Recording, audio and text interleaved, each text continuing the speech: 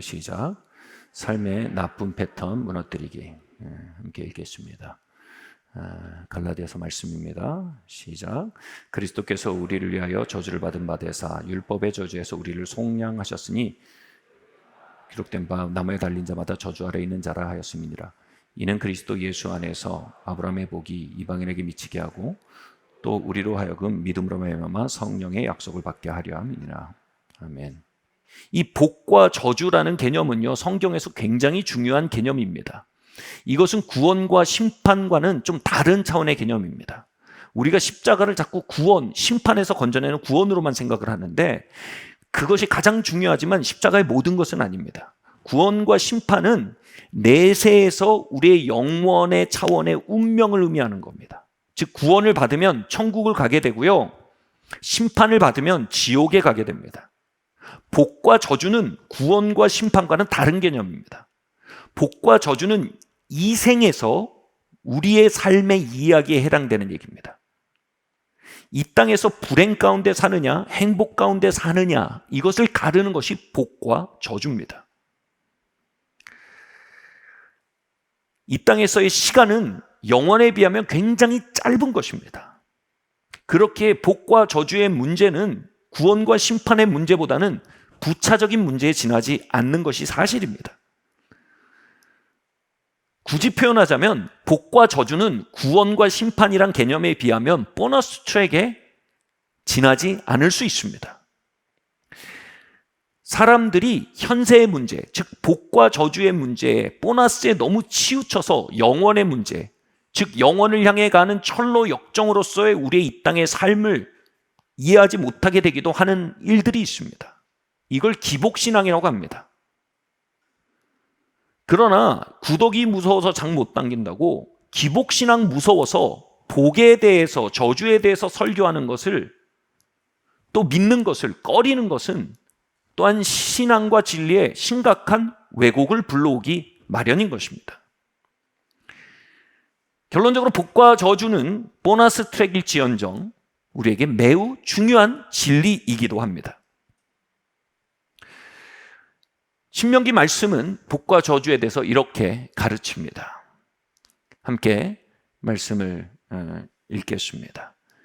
내가 생명과 사망과 복과 저주를 내 앞에 두었은즉 너희 자손이 살기 위하여 생명을 택하고. 이 선언은요, 하나님 아버지의 사랑의 마음이 담긴 놀라운 선언입니다. 우리는 구원받아 철로의 역정의 길을 이 땅에서 걸으면서 복 가운데 걸을 수도 있고 화 가운데 걸을 수도 있다는 겁니다. 철로 역정의 여정 속에 두 가지 옵션이 있다는 겁니다.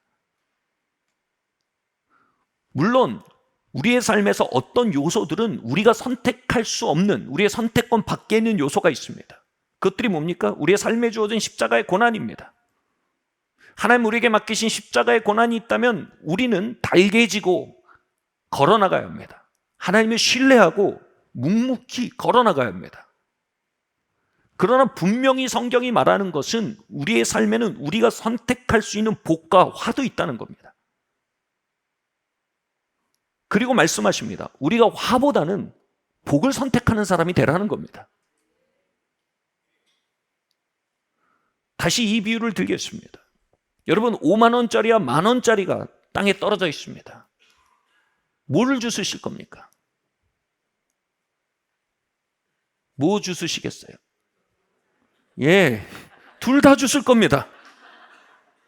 우리는 영생의 복락뿐 아니라 이 땅에서의 복도 선택해야 합니다.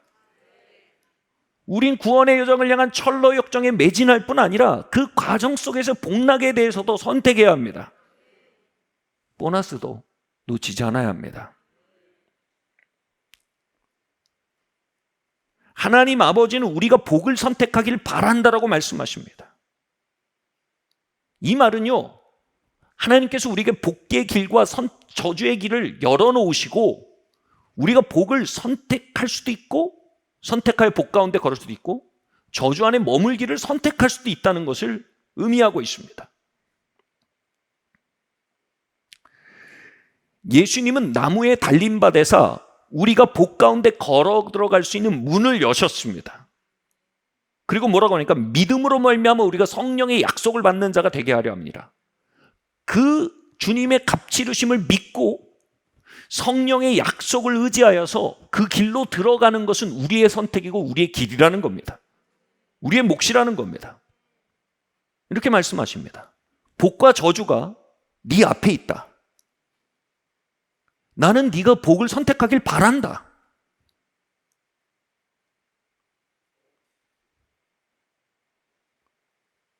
아니, 됐습니다.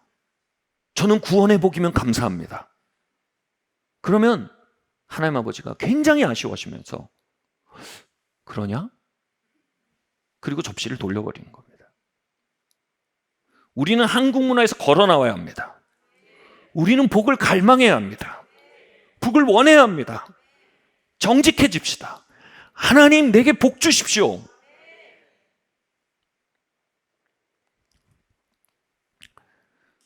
여러분, 예수님은 우리를 저주에서 속량해서 아브라함의 복에 들어가게 하기 위해서 당신의 몸을 나무에 거셨습니다. 그리고 그 모든 저주의 값을 다 치르셨습니다. 그리고 우리 앞에 아브라함의 복이라는 어마어마한 옵션을 열어놓았습니다. 우리가 그것을 선택하지 않는다면요, 그것을 향유하지 않는다면요, 그 안으로 걸어 들어가지 않는다면요, 우리가 저주를 견디며 살아가기로 결정한다면요, 그것은 예수 그리스도를 향한 어마어마한 불손함인 것입니다. 그분의 사랑과 헌신과 희생에 대한 어마어마한 무감각인 것입니다. 주님은 그 만찬상을 진설하고 말씀하시는 겁니다. 나는 너희가 복을 선택하고 살기를 바란다. 예수님 복을 선택합니다. 천국을 향한 철로 역정을 흔들리지 않고 걸어나가겠습니다. 져야 할 십자가가 있다면 달게 지겠습니다. 그러나 우리의 삶에 펼쳐놓으신 복들에 대해서는 주님 양보하지 않겠습니다. 물러서지 않겠습니다. 우리의 삶에 들여온 저주의 그림자에 대해서 우린 타협하지 않겠습니다. 우린 그 밖으로 걸어나가겠습니다. 여러분, 이렇게 응답하는 무리들을 아버지의 마음은 기다리고 계십니다. 이렇게 응답하는 사람들을 우리 주 예수 그리스도는 찾고 기다리셨던 것입니다. 다음 이야기를 좀 살펴보겠습니다. 여러분, 저주와 축복은 실제적인 힘입니다. 마태복음 14장 19절 말씀 함께 봉독하시겠습니다. 시작. 무리를 명하여 잔디 위에 앉히시고 떡 5개와 물고기 5마리를 가지사 하늘을 우러러 축사하시고 떡을 떼어 제자들에게 주시매 제자들이 무리에게 주니 다 배불리 먹고 남은 조각을 12바구니에 차게 거두었으며, 에서는요 장자의 축복을 눈앞에 보이는 팥죽 한 그릇에 야곱에게 팔아 넘겼습니다. 그의 선택은 결국 성취되어서 아버지 이삭의 축복이 야곱에게 선포됩니다. 그는 당장의 배고픔과 팥죽 한 그릇을 실체로 보았고 축복이라는 영적 차원을 그냥 형이상학적인 막연한 것으로 치부해버린 겁니다. 반면 동생 야곱은요, 아버지의 축복을 얻기 위해 고향 땅과 가족을 잃을 수도 있는 위험을 불사했습니다. 에서의 삶과 야곱의 삶을 가른 것은요, 축복과 저주라는 영적 실체에 대해 얼마나 진지했냐입니다. 에서는 축복을 받기 원했으나 그걸 위해 값을 치를 만큼 그것의 실체를 인정하지는 않았습니다. 야곱은 축복을 원했습니다. 그리고 그것을 위해 어떤 값도 치를 만큼 그 실체를 인정했습니다. 예수님이 무화과나무를 저주하자 무화과나무 잎사귀는 메말라졌고 더 이상 과실을 맺지 못하게 됐습니다. 예수님이 오병이어를 축복하자 오병이어는 번성했고 5천 명을 먹이고 12광주리가 남았습니다. 축복과 저주는 실체입니다. 축복은 역사합니다. 저주도 역사합니다. 예수님이 나무에 달리신 것은 우리의 삶에 거두어 드리워진 저주라는 실체를 거두고 축복이란 실체를 풀어놓기 위함이라고 말합니다. 예수님은 그 실체에 대해 얼마나 진지하셨냐면 그것을 위해 당신의 몸을 십자가에 달 만큼 축복과 저주의 실체에 대해 진지하셨습니다. 우리가 만약 에서처럼 축복과 저주라는 영적 실체에 대해서 경솔하다면 우리는 그분의 값지르심을 가볍게 만드는 것이며 헛되게 만드는 일이 된다는 것을 깨달아야 합니다.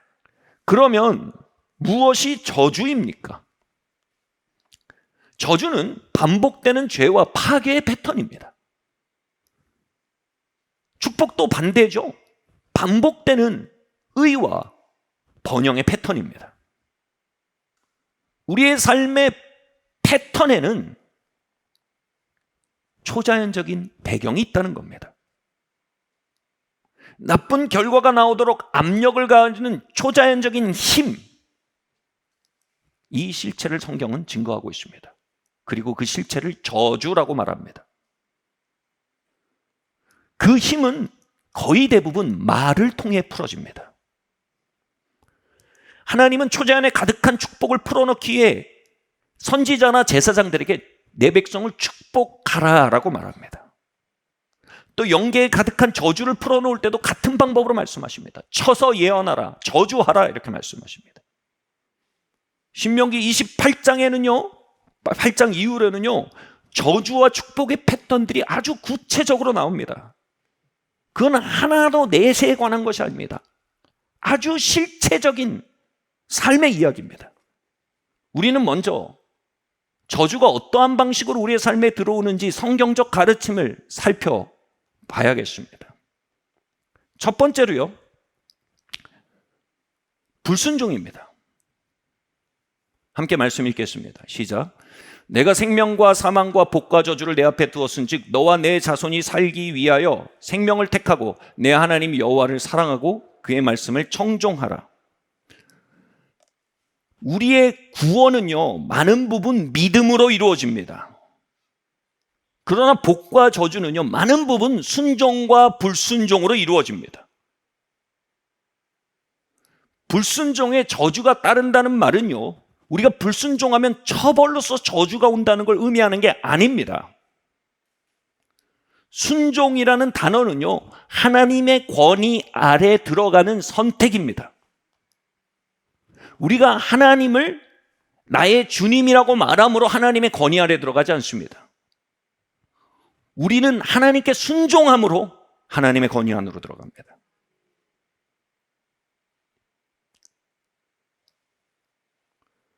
시편 기자는 주님의 날개 그늘 아래 거하기를 사모한다라고 말했습니다. 주님의 날개 그늘이 뭡니까? 그분의 보호의 장막을 말하는 것입니다. 다시 말해 시편 기자는 하나님의 보호하심을 당연시하지 않았습니다. 어느 순간 그 보호의 장막 밖에 있기도 하고 그 안에 있기도 하는 자신의 라이프스타일을 인지한 것입니다. 그리고 언제나 그 날개 그늘 아래 있기를 사모한 것입니다.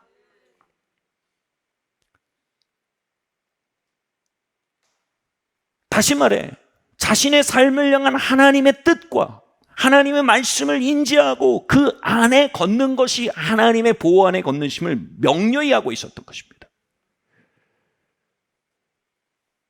순종, 그것의 영어 표현이 undercover입니다.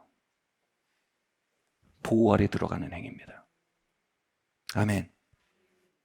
제가 고등학교 2학년, 고1에서 고2 정도 될 때 저희 아버지께서 급진적으로 순종하기 시작하셨습니다. 그리고 그 선택들은요, 순차적으로 저주를 끊는 축복의 역사를, 물꼬를 가정에 끌고 들어오기 시작했습니다. 저희 가문이, 특별히 자녀 교육의 문제가 언더커버 안으로 들어간 겁니다.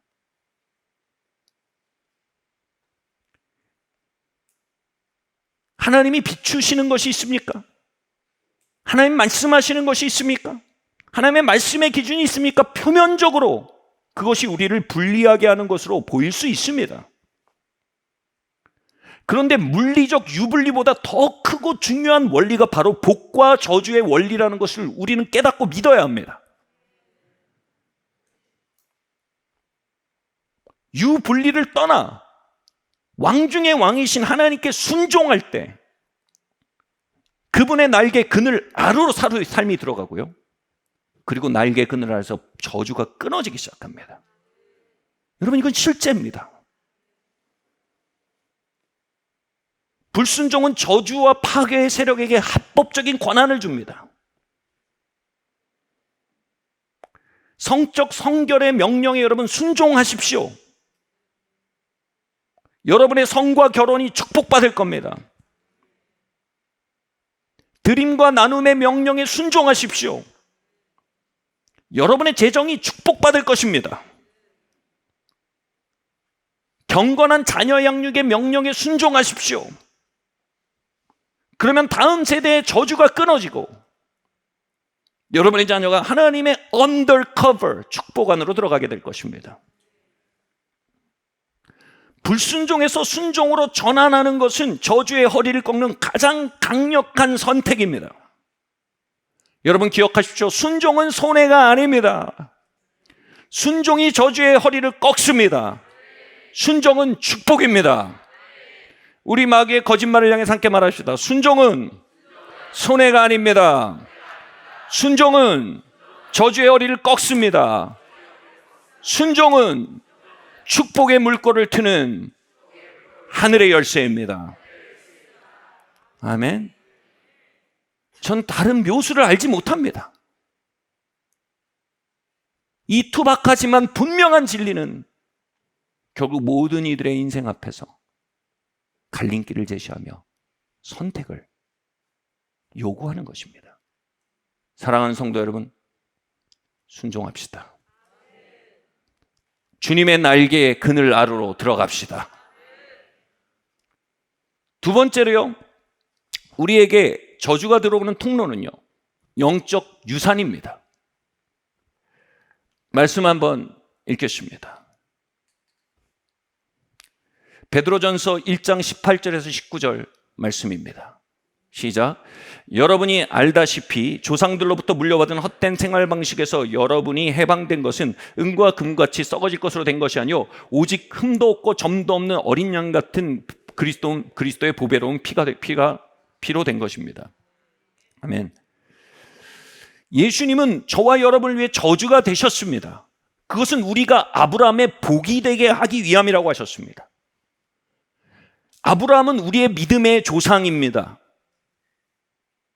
성경에서 복과 저주의 패턴은요, 조상을 통해 흐르는 경향을 가집니다.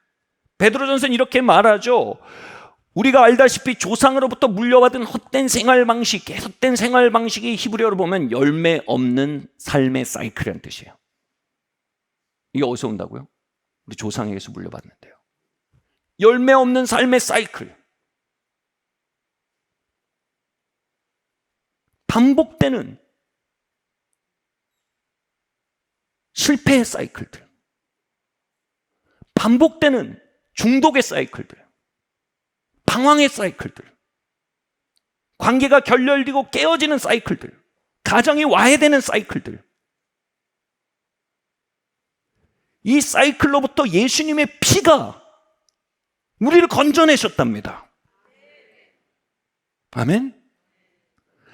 근데 이 피가 건져내셨다는 말이 구체적으로 의미하는 뭐냐면 우리를 믿음의 조상 아브라함의 후손으로 만드셨대요. 그래서 새로운 유전된 사이클을 받게 하셨다는 거예요. 그걸 아브라함의 복이라고 하는 거예요. 아브라함의 복이 뭔지 한번 살펴볼게요. 아브라함은요, 우리 조상인데요, 양과 소떼가 번성해서요, 조카 롯과 한 필지에서 양과 소를 치다가 너무 번성해서 필지를 나눠야 할 만큼 양과 소가 번영했습니다.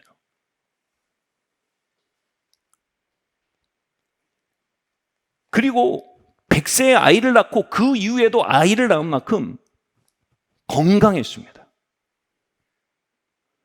그리고 아내가 압박해서 어쩔 수 없이 이제 그 이스마엘을 낳긴 했으나 평생 한 아내를 사랑하며 살았습니다.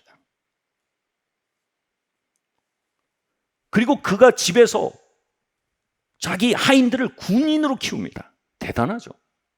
굉장한 능동성과 주도성입니다. 그죠? 이 패기 보십시오. 군인으로 키워서요. 그 군인으로 어떻게 하냐면 4개국 연합군이 소돔과 고모라를 쳐서 조카 롯을 포로로 데려간 것에 대해 롯을 구해내기 위해서 자신의 사병을 데리고 추격합니다. 엄청난 패기죠. 그리고 패퇴시키고 조카 롯을 구해냅니다. 챔피언의 스피릿, 챔피언의 히스토리를 가진 게 우리 할아버지입니다.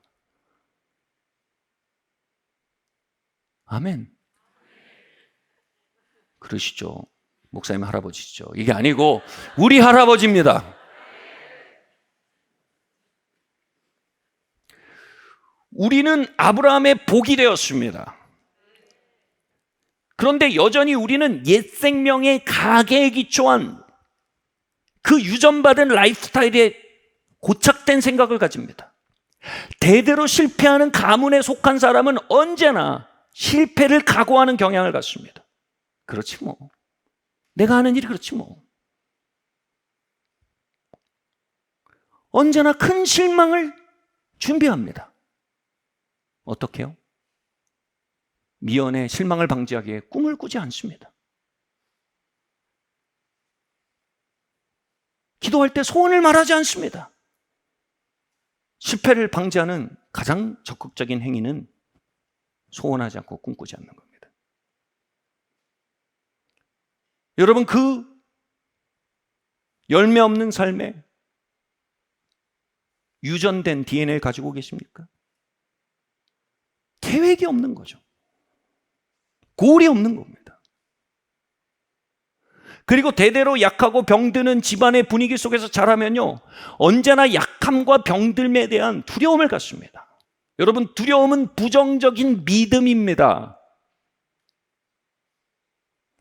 대대로 결핍 가운데 살면 언제나 결핍을 염려하며 삽니다. 염려도 부정적인 믿음입니다.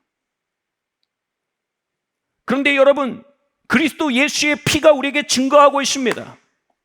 이제 믿음 안에서 우리는 새로운 가문의 일원이 되었습니다. 우리는 새로운 할아버지를 갖게 됐습니다.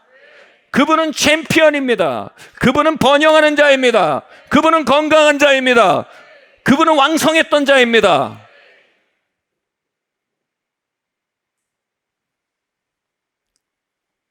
우리가 어떻게 아브라함의 가문이 되었습니까? 에베소서는 말합니다. 우리가 하나님의 권속, 하나님의 가문의 일원이 됐다고 말합니다. 다시 말해, 이 하나님의 가정의 일원이 되므로 우리는 아브라함의 복에 참여한 자가 되었습니다. 이제 성도들이 나누는 간증들, 승리의 소식들을 들으면 아, 저 사람은 저렇구나, 난 안 그런데, 이게 아닙니다. 나는 같은 DNA를 가졌다. 저 저주가 무너지는 소식은 나의 이야기이다. 질병의 패턴을 깨뜨리고 일어난 이야기들, 상처를 이기고 일어난 이야기들, 불화를 이기고 일어난 이야기들, 그 장기적인 악순환의 패턴을 깨고 일어난 이야기들을 들을 때 우리는 이렇게 생각해야 합니다. 저것은 우리 할아버지 아브라함의 복이 유전된 것이다. 동일한 복이 내게 유전되었다. 저것은 내게 다가올 이야기이다. 이 승리의 이야기들은 이제 내 백그라운드에서 오는 이야기가 아니라 이제 나의 새로운 가문으로부터 오는 이야기다. 우리는 그 승리의 이야기를 중심으로 새로운 지인을, 새로운 유전자를 만들어가는 자들입니다. 이제 치유가 우리의 유산입니다. 이제 건강이 우리의 유전자입니다. 이제 분열이 아닌 일치가 우리의 운명입니다. 이제 챔피언의 영과 챔피언의 삶이 우리의 유산입니다. 세 번째로요, 저주와 축복이 나뉘는 중요한 통로가 말입니다. 잠언 18장 21절 말씀 함께 읽겠습니다. 시작. 죽고 사는 것이 혀에 달렸나니 혀를 쓰기 좋아하는 자는 혀의 열매를 먹으리라. 대학 시절 저희 가정이 정말 어려운 때를 통과하고 있었습니다. 그때 한 하나님의 사람이 가족을 위해 기도하면서 저의 얼굴 보고 이렇게 말씀하셨어요.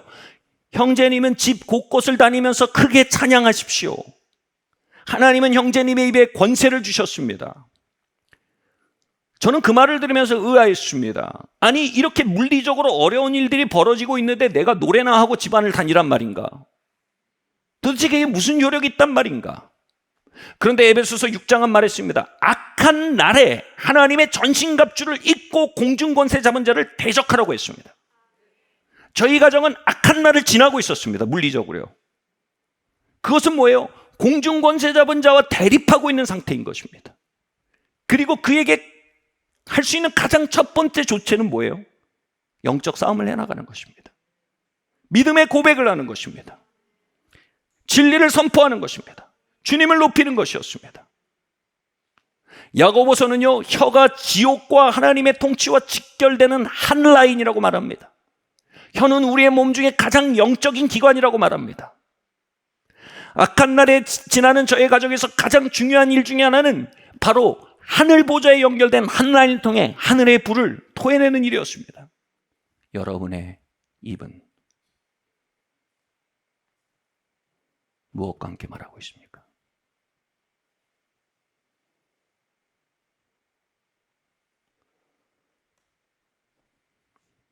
우리는 우리의 말로 우리 자신의 삶을 성공으로 셋업할 수도 있습니다. 실패로 셋업할 수도 있습니다. 내 그럴 줄 알았어. 내가 그렇지 뭐.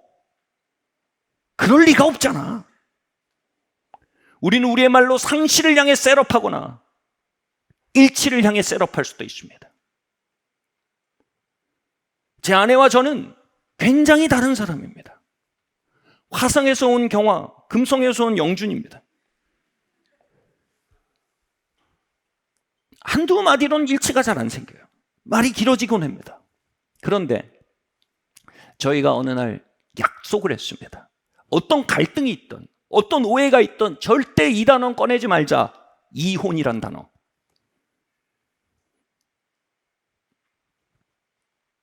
헤어짐이란 단어는 절대 꺼내지 말자. 우리의 사전에 그 단어는 없다. 화가 나면 나 너무 화가 나 라고 얘기하면 돼요. 이혼해 라고 얘기하면 안 돼요. 난 너무 아프고 힘들어 라고 얘기하면 돼요. 헤어져 라고 얘기하면 안 돼요. 나 너무 외로워, 나와 함께 있어줘, 나를 이해해줘, 위로해줘 라고 말하면 되는 거예요. 끝이야 라고 말하면 안 되는 거예요. 저희는 그날 저의 결혼을 저주했던 언어들에 대해 회개했습니다. 하나도 진심은 아니었어요. 뱉었던 어떤 말도요. 진심 여부를 떠나 여러분, 혀는 파워라고 말하고 있습니다.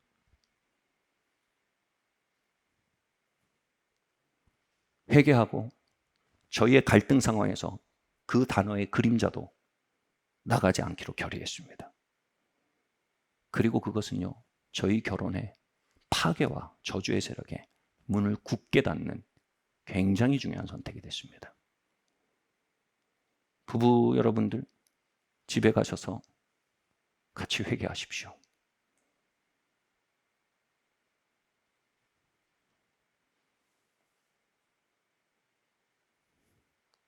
문을 닫으십시오.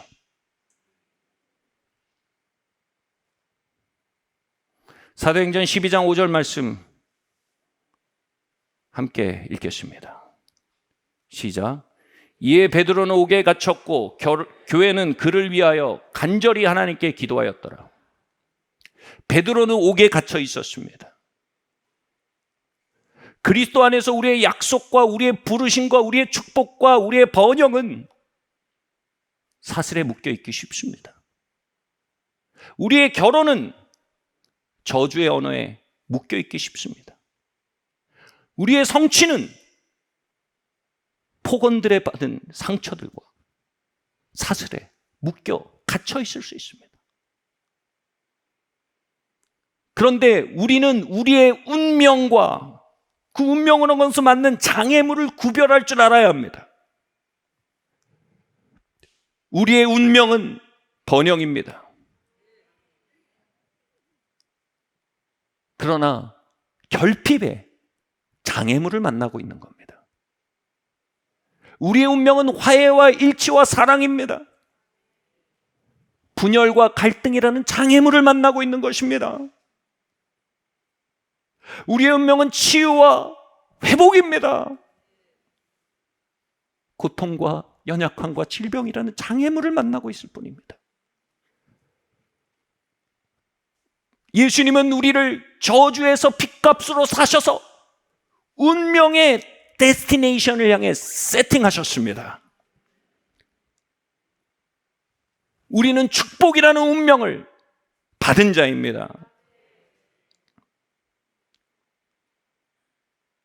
그리고 그 여정 속에 저주라는 장애물을 만나게 된다는 것을 우리는 알아야 합니다.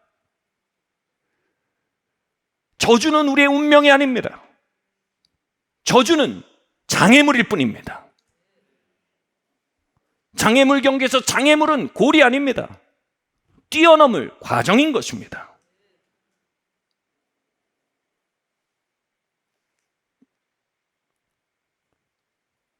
저주의 패턴이 없는 성도의 삶은 없습니다. 파도 없는 항해가 없는 것과 마찬가지입니다. 그러나 파도 속의 목적지를 망각하고 파도가 크다고 항로를 까먹고 엔진을 꺼버린 배는 난파선이요 멍텅구리 배입니다. 저주의 물결에 이끌려 다니는 배가 되는 것입니다. 그러나 그 속에서도 목적지를 기억하고 그 항해를 떠나라 말씀하신 주님의 음성을 기억하고 그 항로를 지키고 성령의 능력에 엔진을 지키는 배는요, 저주의 파도를 넘어서 축복의 항구를 향해 항해해 나가는 것입니다.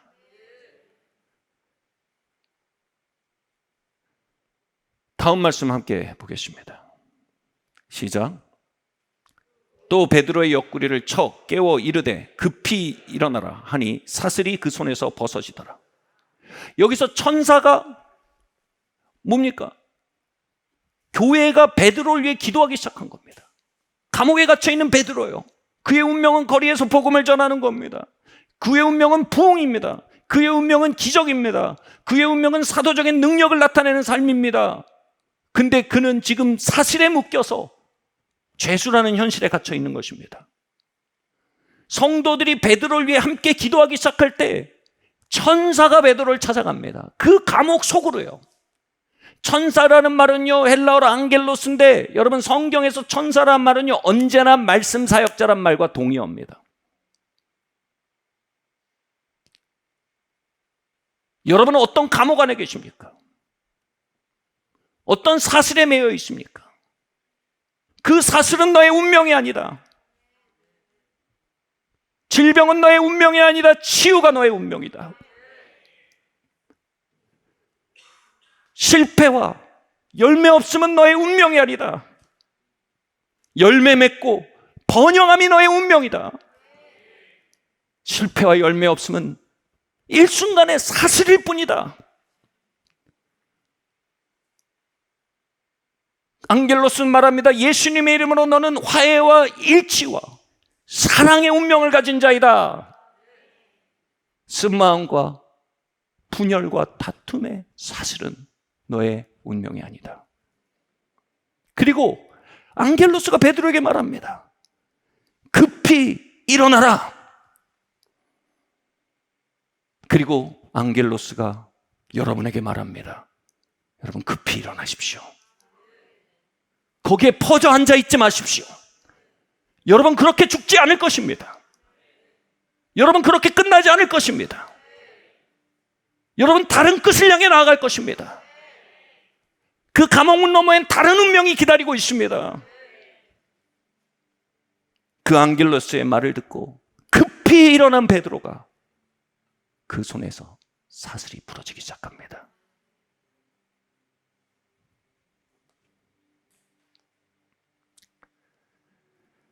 다음 말씀 읽겠습니다. 시작. 천사가 이르되 띠를 띠고 신을 신으라 하거늘 베드로가 그대로 가니라. 천사가 또 이르되 겉옷을 입고 따라오라. 아멘. 이제 누추함에 옷들을 벗어버릴 때입니다, 여러분. 하나님의 말씀으로 옷 입을 때입니다, 여러분. 파도의 크기에 대해서 말하는 언어를 집어치울 때입니다. 나는 이 파도와 함께 망할 거야. 난 여기까지야. 파도의 너머에 대해서 말씀과 함께 말할 때입니다. 나는 소원의 황도를 향해 나아갑니다. 불신으로 얼룩져서 꺼져버린 가슴의 불을 의의 흉배로 다시 덧댈 때입니다. 그리스도 예수의 피로 말미암아 나는 하나님의 의가 되었다. 나는 하나님의 의가 되었다. 나는 새 것이다. 나는 조상에서 유전된 망령된 삶의 패턴에서 건져진 자이다. 나는 아브라함의 자손이 되었고 아브라함의 복이 되었다. 그렇게 진리로 갇혀있고 일어나라는 겁니다. 누추함을 털어내라는 겁니다. 이사야서는 말합니다. 시온아 일어나 스스로 사슬을 풀지어다. 신명기 말씀이 이렇게 말하는 겁니다. 복과 저주를 내 앞에 두었으니 복을 선택하고 살아라.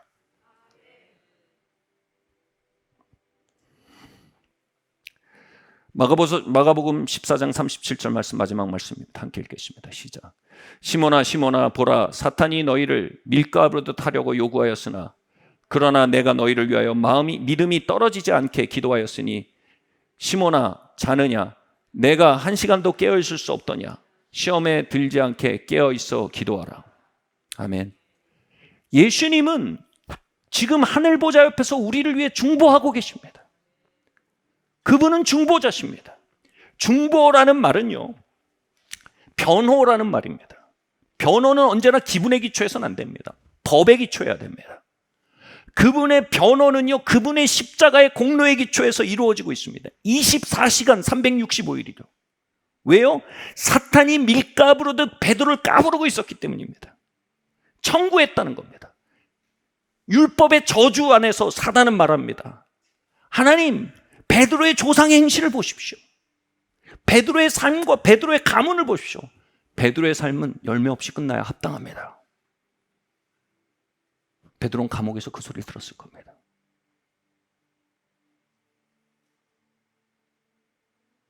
하나님, 베드로의 약점과 실수들을 보십시오. 베드로의 삶은 여기에서 그쳐도 할 말이 없는 겁니다. 그에겐 질병에 합당합니다. 그에겐 파괴가 합당합니다. 그에겐 상실에 합당합니다. 근데 예수님께서 하늘 보좌에서 중보하시며 말씀하시는 겁니다. 너희도 나와 함께 기도해라. 다시 말해, 너희도 나와 함께 말하기 시작하라는 겁니다. 나와 함께 깨어 기도하자. 내가 너를 위해 기도하는 것만으로 충분하지 않다. 이제 너가 너를 위해 기도해야 한다. 우리가 그분의 조산의 망년된 행시에서 건져내신 그 피의 능력을 의지해 말하기 시작하고 기도하기 시작할 때 까부러지던 우리의 삶의 방향이 잡히는 겁니다. 파도에 흔들리던 우리의 항해가 이제 소원의 항구를 향해 엔진의 힘이 돌아오고 항로가 정렬되기 시작하는 것입니다. 사랑하는 성도 여러분, 저는 일부 예배에서 설교할 때, 설교 마칠 때 이런 그림을 봤어요. 퍼펙트 스톰이란 영화 아세요? 한 패기 가득한 선장이요, 퍼펙트 스톰, 엄청난 태풍이 오는데 배를 몰고 갑니다. 모두가 폭풍을 피하는데요, 자신의 항로를 향해 배를 몰고 가는데 집채 많은 파도가 옵니다. 집채가 뭡니까? 한 20층짜리 파도가 옵니다. 마지막 장면이요, 그 파도를 향해서 배가 기어 올라가는 겁니다. 그리고 영화가 거기서 끝나요. 파도를 넘었는지 삼켰는지 아무 말이 없어요.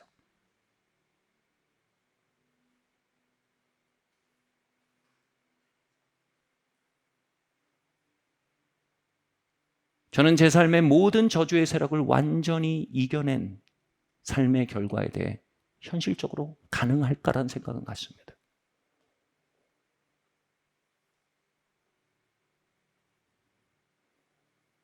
그러나 호흡이 남아있는 한,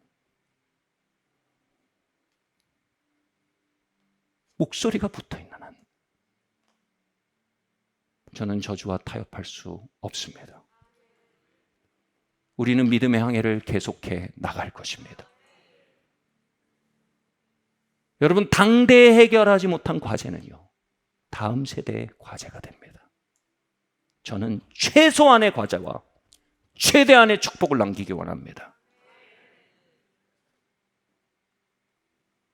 저의 육적, 영적 다음 세대들이 해결되지 않은 문제 더미의 영적 유업이 아닌 놀라운 축복의 영적 유업을 물려받게 되는 걸 보기 원합니다. 사랑하는 성도 여러분, 여러분의 항해가 집채 많은 파도를 향한다고 느낄 것입니다. 그러나 기억하십시오. 우리 안에 계신 이가 세상을 이겼습니다.